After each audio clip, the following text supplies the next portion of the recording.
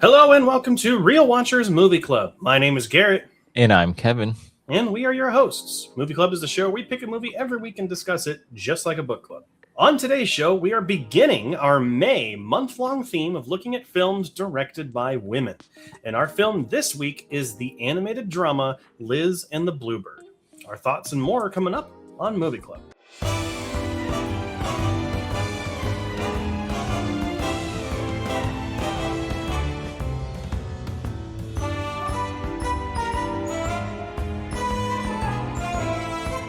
Released in 2018, Liz and the Bluebird was directed by Naoko Yamada and stars Atsume Tanizaki, Nao Toyama, and Ayaka Asai. Sorry if there's any mispronunciation of those names. In their last year of high school, two girls in the brass band club perform a song inspired by a fairy tale that parallels their friendship. The film currently has a 4.0 out of 5 on Letterboxd. Before we dive into our thoughts, though, we do want to issue a spoiler warning for this movie. We're going to be discussing everything that happens in it, and we don't want to ruin it for you because it's kind of, I don't know how Kevin feels yet because we haven't talked about it, but it's one of those kind of hidden gem movies, and we don't want to ruin it for you. So go out and watch it if you want, and then come back here. You're not going to piss us off or anything. But stay tuned to the end of the show to find out what movie's coming next week because we're really excited to talk about it. Alrighty, Kevin. So this week is my pick, and we are looking at the film Liz and the Bluebird, which is a movie that I actually I've seen this before. I watched it about a month or two ago. Talked about it on the stream, and put it on the schedule because it's directed by a woman. It's directed by the same director as A Silent Voice, which is a movie that we've both already seen and we both absolutely love. And so I wanted to kind of bring that up not only as a comparison to see how it's similar in kind of themes and tone, but also just to see what you thought of it. And it's directed by a woman. So we are in our May month of the matriarchy. So that's what we're here doing. So obviously I've seen this movie before, but Kevin, had you heard of this movie besides me talking about it at all? No, have not heard of this movie at all. So, hey, well, there we go. Completely going in blind. And again, I'm not starting off this. I am not a band guy either. So watching it and like I've watched like Whiplash and stuff like that, but like I don't have a personal experience with being in a band. So watching this movie, I'm like, oh my gosh, it's that serious sometimes. So that was very eye-opening as well. Yeah, I was a band kid, so I understand pretty much everything here. I was a saxophone player for a very long time. But I'm really curious to kind of dive into this a little bit because not only is it the first time in a while that we've done an animated film, I want to actually check our schedule. Yeah, we haven't done an animated movie this year yet. Actually, the last time we did one was Fantastic Mr. Fox back in November. So first animated film in a while, first anime film in quite a long time. And let's go ahead and talk about it. So I've already talked a little bit about this at length on the live stream before. So I'm really curious to kind of go in from your perspective as someone who went in completely blind. Maybe on a general sense, starting off, what did you think? I think this movie is absolutely beautiful, which I knew it was going to be pretty. That's the thing. I knew it was going to be very well animated, very pretty with all the bright colors, but I didn't know how it was going to switch between the story and of the two friends, which I thought was very interesting. I thought it was just going to show a little parts of Liz and the Bluebird, which that is the book that is called in the movie as well. And but it literally showed both sides of Liz and the Bluebird with real life and the fantasy life, which I thought was very intriguing. I mean, it's just it hit me really hard because you do have some friends that are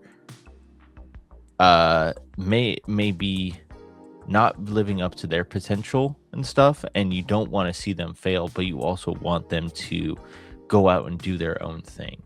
And that's what I really got from this is she's trying to protect Mizore and Nozomi are the two main characters. Mizore is the clarinet player, correct? I believe so. It's been a while since I've actually seen the movie. Yeah. So Mizore is always wanted to be by her friend's side, but then Nazami, I think that's how you say her name. So sorry, but yeah, it's probably either that or Nozomi. I don't remember. Yeah. Doesn't want to tell her to do her own thing because she feels like that would be such a bad thing for a best friend to say. Yeah, I don't want to drive a wedge in the relationship. Exactly. And you can feel the tension without having too much drama in this as well. This could have been like things like people throwing books at each other or anything like that, but it's like a calm drama. I feel like that's what this movie is.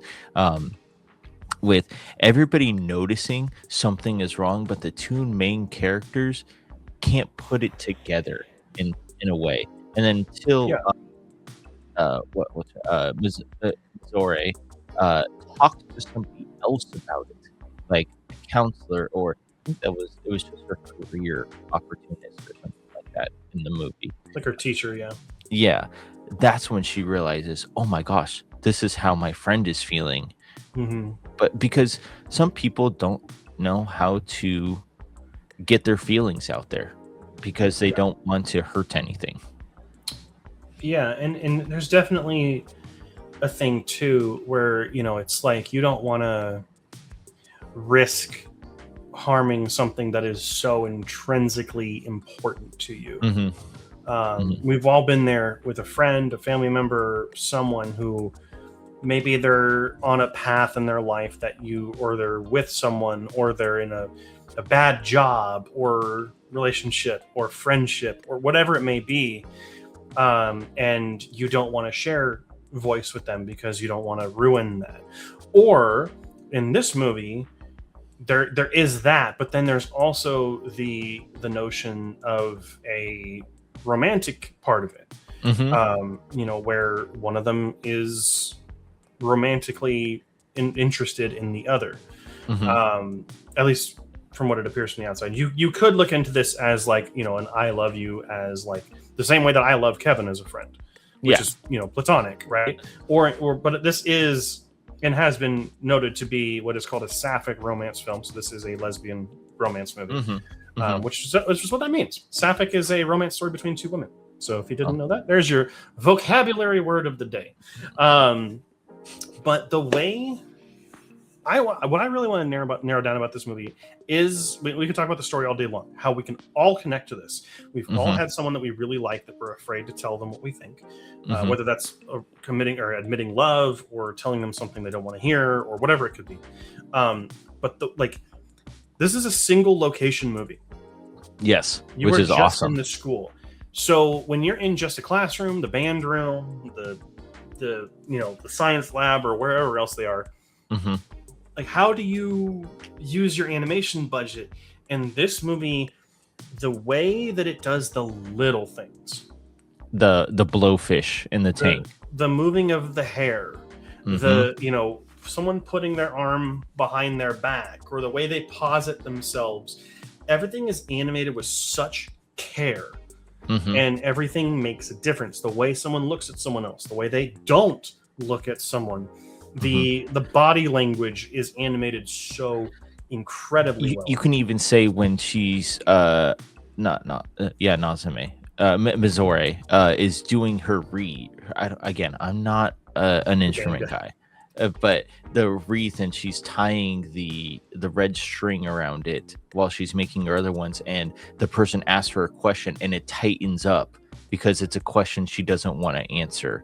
That, the little things that they show without showing an emotion or a face is ingenious in here. Yes. And then it's like the opening of cases, the putting together the oboe, the tying of the reed, it's all intrinsically beautifully crafted, and every single moment. And then you get to the final hoorah of everybody does everything and they understand each other and they play. Oh gosh, when Mizore goes, let's just start it from the third act. Or it's not a third act. What do they call it? the final piece or whatever. The closer. final piece. And I'm like, oh my gosh, she gets it. She's gonna tell it in music, not tell her to her face, kind of a thing. But this is how they communicate the best. And dude, they both absolutely killed it in that music. The final sequence. performance is incredible. Just the piece of music itself is incredibly written.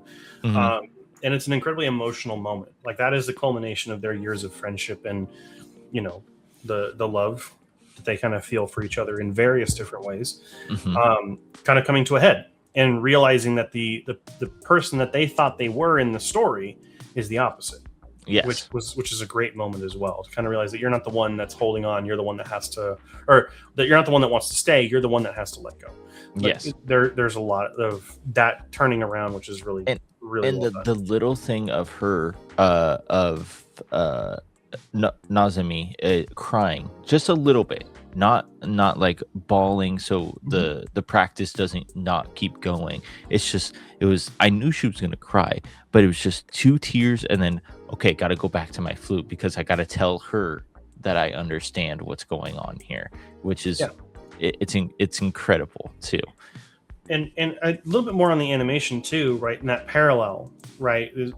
Between their story and then Liz and the Bluebird, the animation during the book sequences, the fact that it looks like a children's book, like an art book. It's so different. It's 2 different animations for 2 different stories, but it's the same story. It works so well, and I absolutely, it's sensational. It's truly fantastic because the Liz and the Bluebirds animation is so vibrant and in your face, but then when you go back to the school can't be too vibrant. It's a school, it's dull. You might have like their uniforms are blue and white, so the blue pops, their hair pops and stuff like that. But I love this little distinction of the 2 different colored socks too. I don't know why, but it helped me realize who was talking sometimes was the 2 different colored socks. There's different hair colors, there's different eye color, there's different physical appearance. There's one's more slouched, one's more optimistic. There's definitely interesting parallels. Yeah, for sure. But I mean, can't say anything bad about this animation. And for only having 6 participants in this, or not maybe even that, and they could have made this much more messier than it had to be, but they didn't. Yeah, it's interesting because there's 2 things I kind of want to touch on. One is that this is actually a part of an existing series. Oh, so there's an anime series and a movie series, and I believe a manga called Sound Euphonium. Oh, okay. And it's about these girls that are in a band, like the brass band, essentially. And some of the characters from that anime appear in the movie. These 2 characters, Nozomi and where did they go? And Mizore are in the series. They're side characters. They barely show up, but they're in the show. In those other movies. And so this is basically the John Wick ballerina movie to the John Wick movies, which is crazy. Right, and it makes me want to go and watch the rest of the Sound Euphonium stuff. But the other thing I want to talk about, though, and you kind of touched on this a little bit, and I want to expand on it, is that this is a far more mature love story than I was expecting. Yes, and not because of sexual content. There's nothing like that, right? There's nothing explicit. This is something you could show to teenagers. I'm not going to say young audiences, but teenagers, right? Excuse me. This is an anime film that feels more real than most Hollywood romance movies in terms of the conversations that are had and the things that people go through. The closest thing I can think of that's like this is Past Lives, where it effectively nails true conversations and real emotions that we feel as human beings. Like the fact that people realize that they support and need each other, and that love that someone feels for someone else, while it might be romantic to one person, maybe that's not what's best for both people, and it needs to be a continued support as a friend or as a companion, whatever it might be.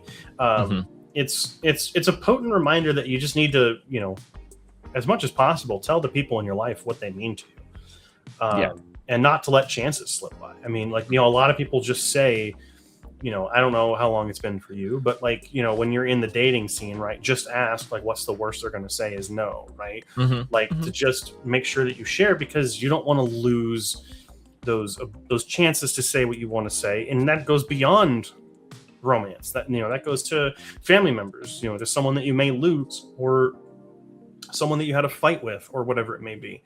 Just tell them what they mean, man. Like, you gotta make sure, unless there's something that's completely nuking the bridge and there's no connection left anything else. But it's important, man. And this movie nails it, and it nails, in that regard, it nails the tension that like I've felt for people that I'm romantically interested in, or that I have a crush on, or whatever. And I'm sure you probably have connected to that too. I'm sure it was probably took up some courage to ask out Nadia and stuff, right? Like, it definitely, it's very connectable. And I think this is one of these anime movies that is one of the ones that I will recommend to people who don't typically like anime, because it's so much more mature, so much more I keep saying connectable. It's connectable. You can sit there and you can identify with the characters on screen, even though they're not speaking the same language, even though they're animated, whatever, right? You can connect with it. And it's beautiful. Did you watch this in sub or dub? I watched this subbed. I didn't find it dubbed. Oh, I had it dubbed. And it was fantastic dubbed too. Oh, I'm sure. And dubs are just generally across the board really good. I watched this on Prime, and it was only available in sub. So it was on HBO Max, and it was dubbed. Yeah, I'm seeing it on both. So maybe there is an English. I'll have to go back and watch it, because I want to watch this movie again. So good dubbed too, because they probably did it in the subbed version too, but the emotional toll that when they find out everything, and the drama that hits, and again, her Mizore figures out the Liz in the Bluebird book kind of a thing. That's when she realizes, she's like, oh my gosh, and her emotions come up when this is the quiet girl of the group, pretty much. And when she gets to start speaking, realizing everything, I was like, she's got it. She knows what's going to happen. And you're kind of fighting for them to be like, yes, go do it. And it's like, it's not emotional that way, but it's more like I feel like they understand. Okay, now go tell them that you understand. Like, happy endings, pretty much. Yeah, it's so good. It's interesting, right? Because so this is the same director as a Silent Voice, and so it's hard to compare them, because they are different in terms of the story that they're trying to tell, but they are both very mature dramas about characters either connecting or seeking to reconnect. And I do think that, like, for a Silent Voice, I have a little bit more of a personal connection to that movie in my own battles with depression and stuff. So I definitely see a lot more of myself in that movie, but it's not that I don't see myself in this movie. I think it's just that A Silent Voice means so much more to me personally on a foundational level. This is still one of the best anime movies I've seen in a very long time. Yeah, so good. Alrighty, so Liz and the Bluebird was my pick this week, so I'll go ahead and go first. I think that this is an incredibly mature love story that really nails just the feelings that you feel for the person that you are interested in or you have a crush on. It's incredibly well animated.